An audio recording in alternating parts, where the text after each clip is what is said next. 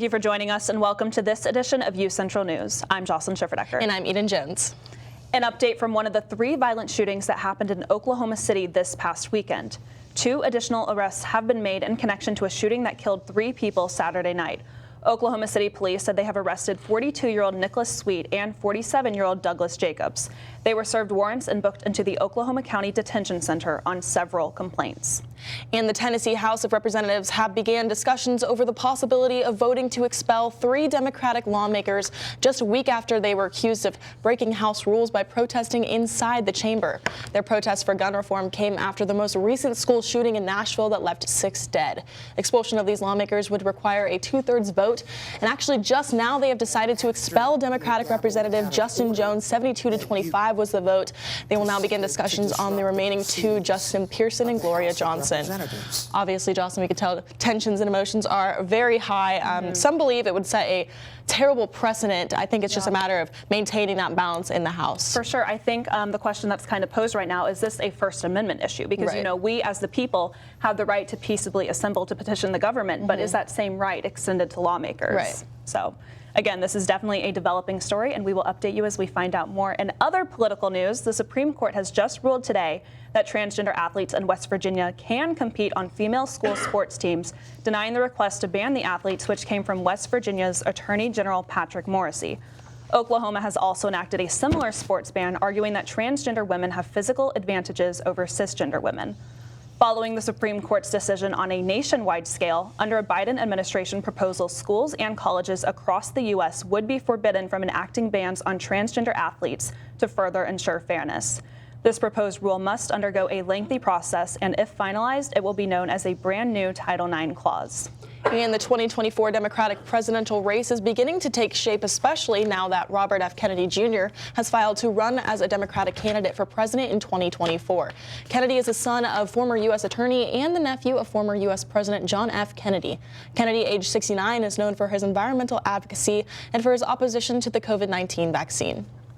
And in international news, Lebanon fired over 30 rockets into Israel this morning in its largest attack against the neighboring country since 2006.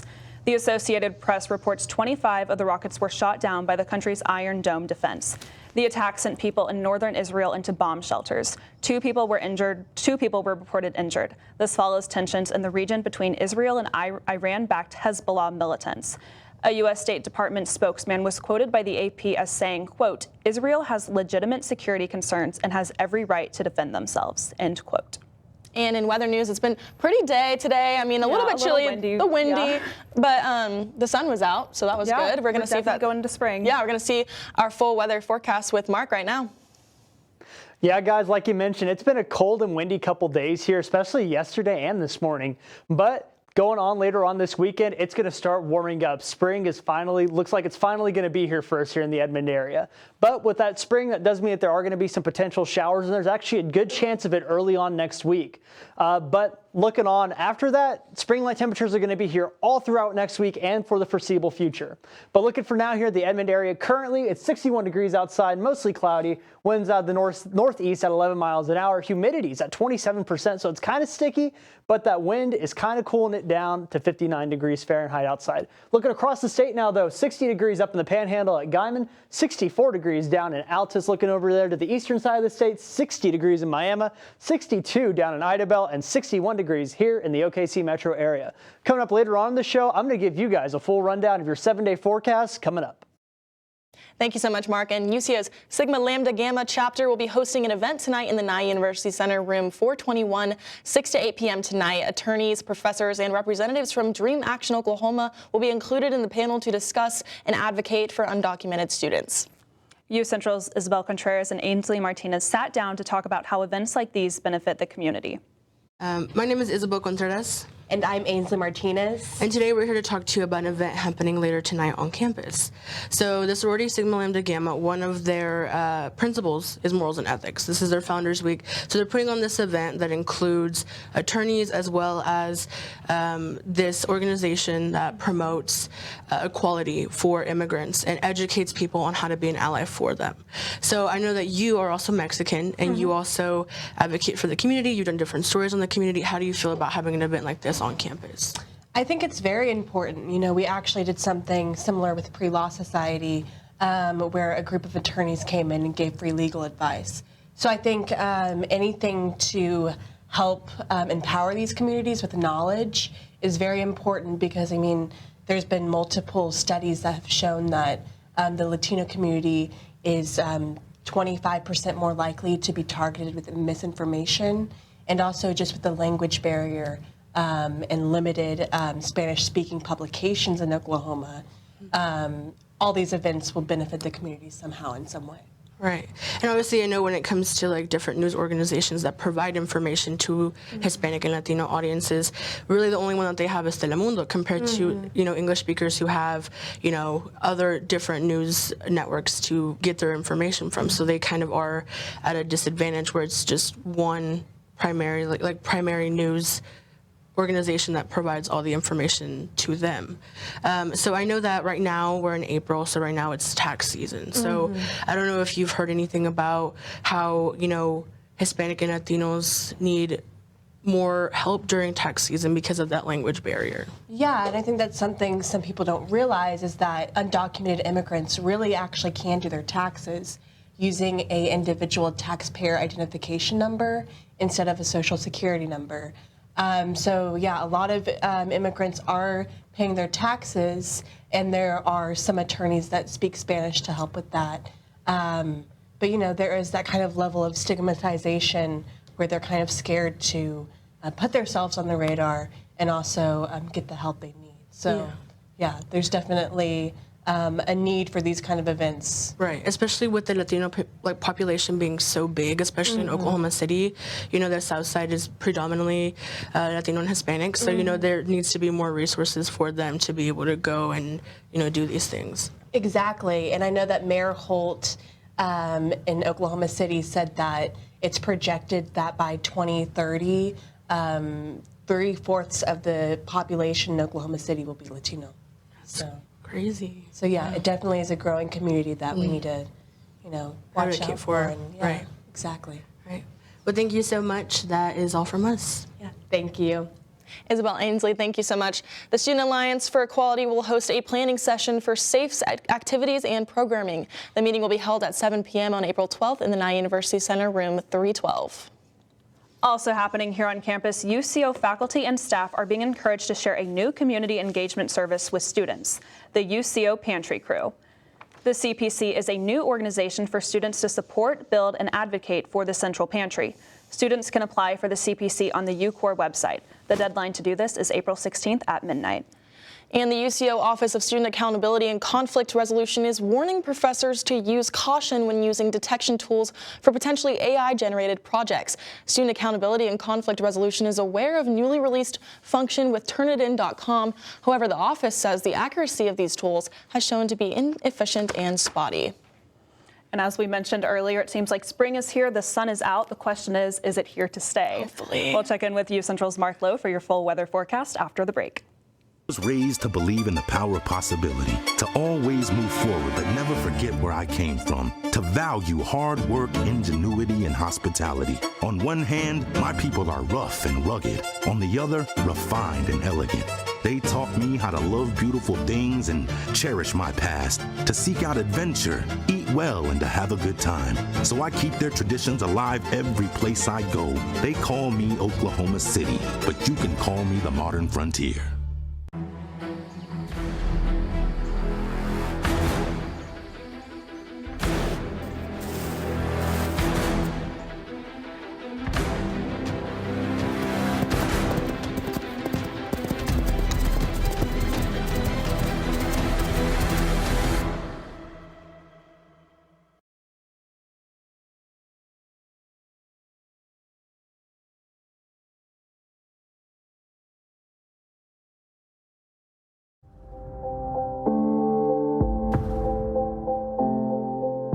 UCentral News as a whole, you got to be in those different areas, like being on camera, being off camera, being in the control room. And so I feel like that is what prepared me most about being in the workplace. UCentral and the mass comm department has provided me all the tools and the fundamentals that are needed in order to thrive well and thrive fast at my job.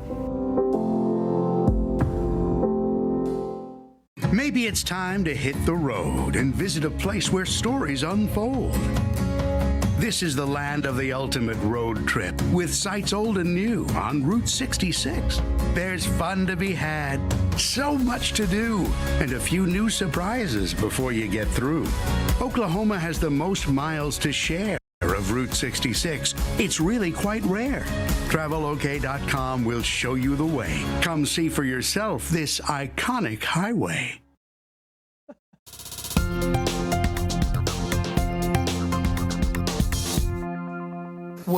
Welcome back, Broncos. So taking a look right here in the Edmond area tonight, it's going to be 37 degrees, completely clear. These clouds that are currently here are going to be moving out of here really, really soon. It's 37 degrees outside, like I said. Winds out of the northeast at 5 miles an hour. Looking here across the state tonight, though, up in Miami, it is going to be 37 degrees, 48 down in Idabel, 37 up in Ponca City. Over in Woodward, it's going to be 35 degrees, 32 up in Guyman, and 38 degrees down in Altus. Now looking again here across the state, up in Guyman again, 67 degrees, 70 degrees down in Altus, 70 degrees down in Lawton, and 69 degrees here tomorrow for the OKC metro area. Up in Tulsa, it's going to be 68 degrees. It's going to be really nice, really, really spring-like no matter where you go in Oklahoma tomorrow, guys. And honestly, I'm really looking forward to it. How about you guys? Gosh, always looking forward to spring weather, 100%. What about you? Oh, 100%. Yes. I'm so excited. The sun's shining. I'm hoping I'm not going to have to, wear any more heavy winter coats for the rest of the season. Hopefully that we get that spring weather for a while, but because Oklahoma summer just comes out. Well, and nowhere. like with Easter this weekend, that looks like a pretty nice forecast for Easter. Yeah, so get outside with this really pretty weather. Yeah, definitely a good weekend to do that, it looks like. Well, coming up next, Elon Musk in the headlines once again. And a YouTube prank gone wrong. Lauren Henry has our social media update. That's next.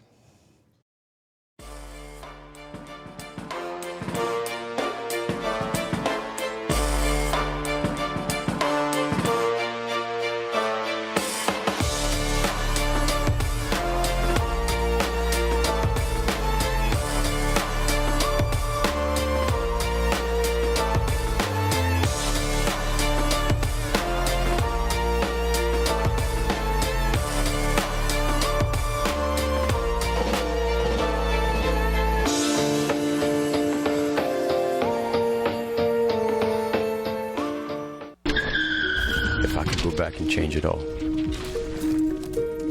I would.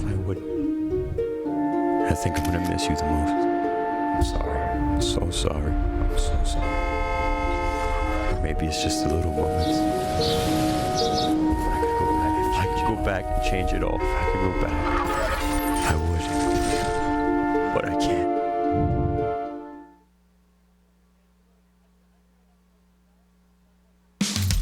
You can achieve a lot using your imagination. I mean, I don't like to brag, but...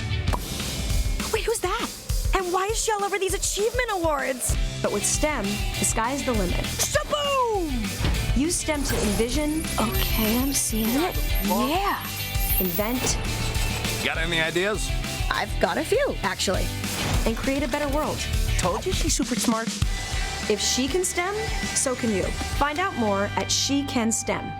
In the land of wonder and awe, you won't believe you see what you saw. Where there's something to do for young and for old, where stories are written and then they're retold. Visit TravelOK.com today. Come see for yourself and come out to play.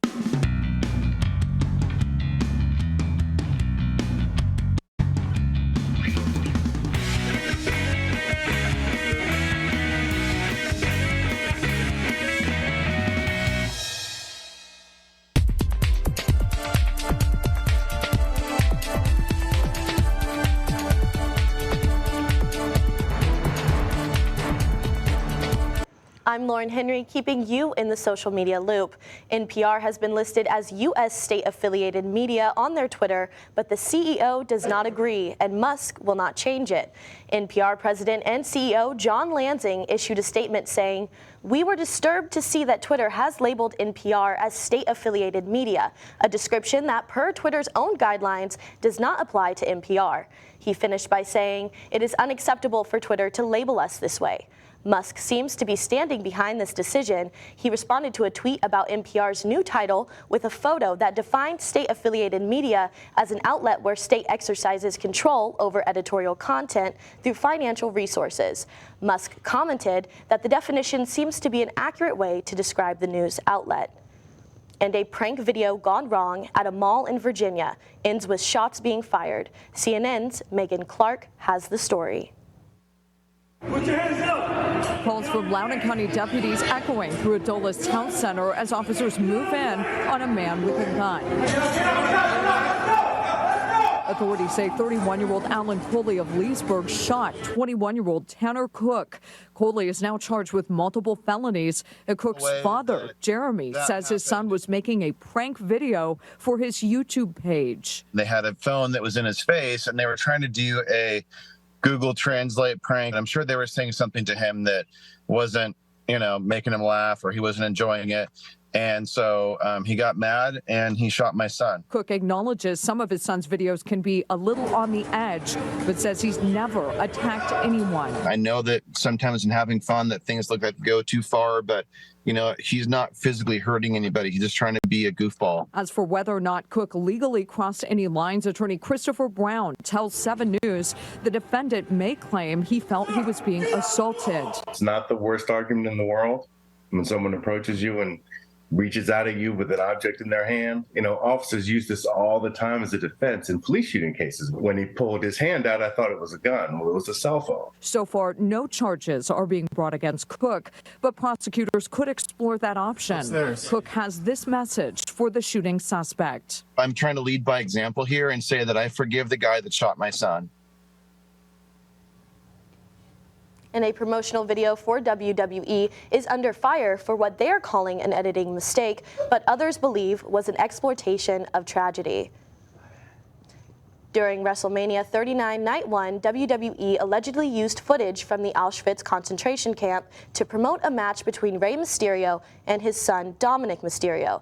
The Auschwitz Memorial tweeted saying, quote, "Exploiting the site that became a symbol of enormous human tragedy is shameless and insults the memory of all victims of Auschwitz." WWE has not yet commented on the situation or the memorial's tweet. And Hippie Sabotage is making their way to Oklahoma for the Trailblazer Tour. The concert will be on April 14th in Tulsa at the Cain's Ballroom. Tickets are on sale now, and the show is limited to anyone 18 and up. The Paseo is also gearing up for the First Friday Art Walk taking place tomorrow. The walk happens on the first Friday of every month and will last from 6 to 9 p.m. It is free to attend, and attendees will be able to browse through the many art galleries and hear live music performed by the Jeffrey Stevenson Jazz Duo. Sounds so exciting. The weather's going to be amazing for it. I can't wait to get out, see some art, maybe get out with some friends. There's a lot of places to eat, get drinks. For sure. You had my mind. You had me at live music. Yeah. I love live music. And the weather, oh my gosh, so perfect. I ate sitting on a patio the other day. It was so nice. Yeah, what a day to go out and, go outside and support some local artists. Yeah, for sure. Yeah. Peyton Scott will have our sports update. That's next. Stay tuned.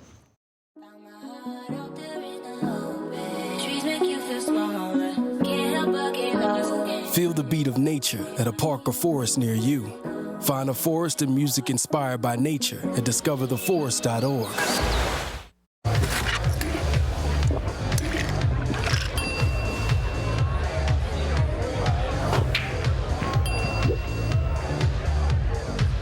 If you need to do something to feel okay to drive, you're not okay to drive. Don't drive buzzed.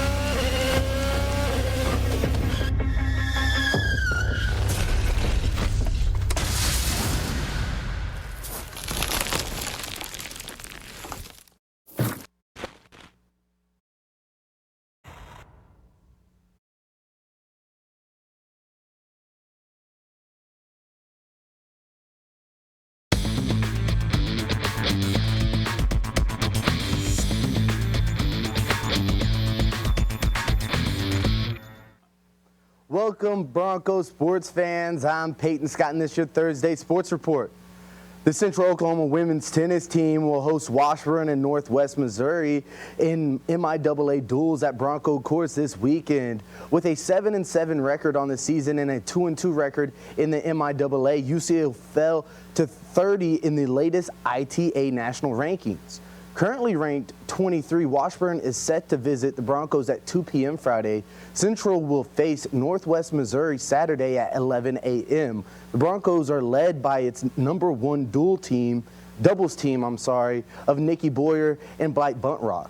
The duo is 11-3 on the season and is ranked 4th in the country in the latest ITA doubles top 50. Now to the water. The Central Oklahoma rowing team jumped 3 spots in this week's national poll, moving up to number 3 in the country. Central Oklahoma is coming off a big weekend, taking first place in both varsity 8+ and varsity 4+ competitions in Florida last weekend. UCO is off this weekend. The Broncos are preparing for the Netchick Cup Regatta in New Jersey next weekend. Central will also compete in the Western Intercollegiate Rowing Association Championships in California later this month. Moving on to the NBA, with a few days left until the NBA playoffs begin, there are still quite a few undetermined seedings. There is a heated competition for the number 5 and the number 6 seeds in the Western Conference, as well as the final guaranteed playoff spot between the Los Angeles Clippers, Los Angeles Lakers, Golden State Warriors, and the New Orleans Pelicans, especially since all of these teams may prefer to fall to the 6th seed to avoid the Phoenix Suns. The Western Conference has only 4 teams who have clinched playoff berths and seedings. In the East, it's totally opposite, with all teams clinching playoff berths, and all but the 6th and the 7th seeds have been determined. The Thunder are currently the 10th seed in the Western Conference and are fighting for a chance at the play-in tournament.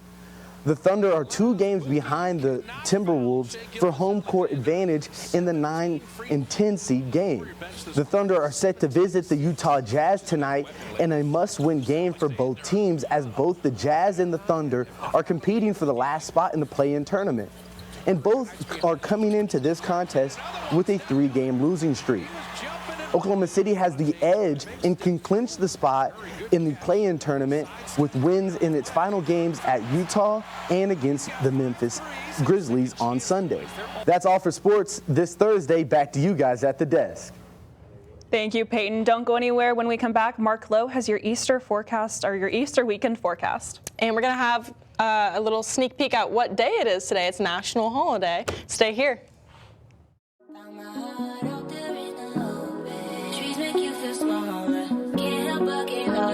Feel the beat of nature at a park or forest near you. Find a forest and music inspired by nature at discovertheforest.org.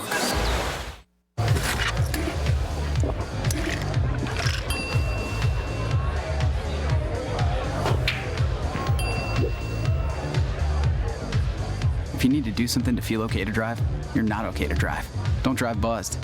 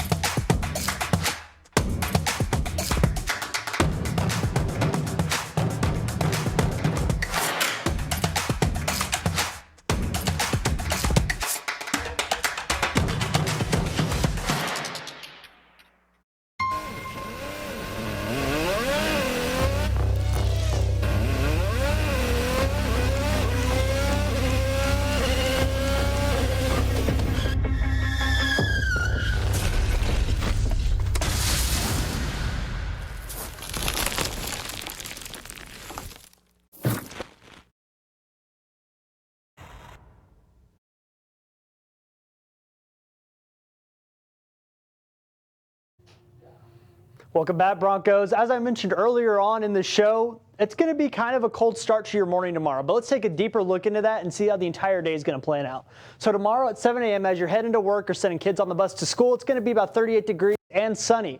So they're going to probably want a coat whenever you guys go out, but you probably won't need it for long. So at noon around lunchtime, it's going to be 60 degrees, nice and sunny again. It's going to warm up really, really quick, really, really fast. So just make sure that you guys have that coat to start out. You still might need it around lunch if you're a cold-natured person, but by 7 p.m., it's going to be nearly 70 degrees. It's going to be 66 degrees, nice and clear in the area. Going to be a really nice sunset tomorrow night, nice and sunny. Take a look at your 7-day forecast here again tomorrow. Tomorrow's high is going to be 69 degrees. Saturday, 72. Sunday, 73. There's going to be some clouds rolling in on Easter Sunday, and that is going to set up some potential rain on Monday. As you can see, 30% chance of rain on Monday. 74 degrees is going to be the high. Over on Tuesday, 76 degrees. Wednesday, 78. And Thursday, 75.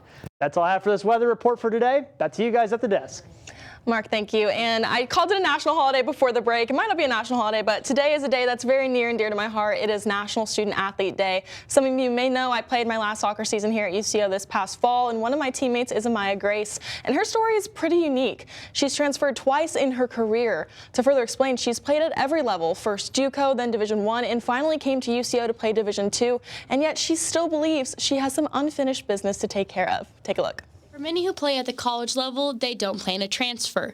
But for one University of Central Oklahoma women's soccer forward, Amaya Grace, her story is unique. So right out of high school, I went to Seminole State Junior College in Seminole, Oklahoma. Played there for 2 years, did my time there, got my associate's degree. Then transferred to the University of North Texas, came here, made the best friends in the world, and now I love it. The fifth-year senior has played on all division levels in college. But when arriving at UNT, the forward had to switch positions and just simply was not happy. I had no idea where I was going to go. I didn't know if I was going to play Division I. I wanted to. I had multiple offers to play Division I. And I think I just realized that, like, yeah, I know I can compete at that level, but do I want to be on a team that is not going to compete for a national tournament? I'm not maybe going to get that much playing time, or I'm going to be playing center back like I was at North Texas. She made her decision to transfer to UCO back in 2022 by referral from her future teammate. However, her transition was not easy. Just transferring in them is so stressful. Like, my grades, coaches know, my grades fell. Like, I don't know anybody at UCO. I don't know who I can turn to at this point. I'm new. I'm going through, now my credits are going back down because I'm starting over at a new school, so that's just really stressful. Now, since Amaya has made her impact both on and off the field at UCO, she has not looked back on her decision. It was a blessing in disguise because now, like, I look back on it and I'm like, I'm on a team that's competing for a national tournament or national title. I'm playing. The team loves each other. We work hard. Like, we're all close. She is now on her last season and is trying to prove to herself and her team she did all she could to help her Broncos. I feel like that 2 seasons were taken away. It wasn't my choice, so that's probably the reason I wanted to come back in. I feel like I have some unfinished business from last year. I feel like I did well, but didn't live up to like what I expected myself to do. At least I can say I tried and did everything I could. UCO on 3, 1, 2, 3, UCO! All right, definitely a happy Student Athlete Day to all UCO athletes for sure. Absolutely. And then, also you mentioned the weather this weekend looks pretty great. Easter weekend weather. I'm definitely going to try to get outside. Oh, for sure. Do you guys have any plans? I'm just going to be spending time with family, eating, just really soaking in the holidays. Yeah, the importance. I'll try and get outside for sure too. I don't have anything specific. Getting my senior pictures taken the day before, That's exciting. so I couldn't go home. Yeah. But like with this weather, how can you not go outside? Yes. Absolutely. For sure. That's all the time we have today. Thank you so much for being here. I'm Eden Jones. I'm Jocelyn Schifferdecker. I'm Lauren Henry. And I'm Mark Lowe. Thank you. Good night.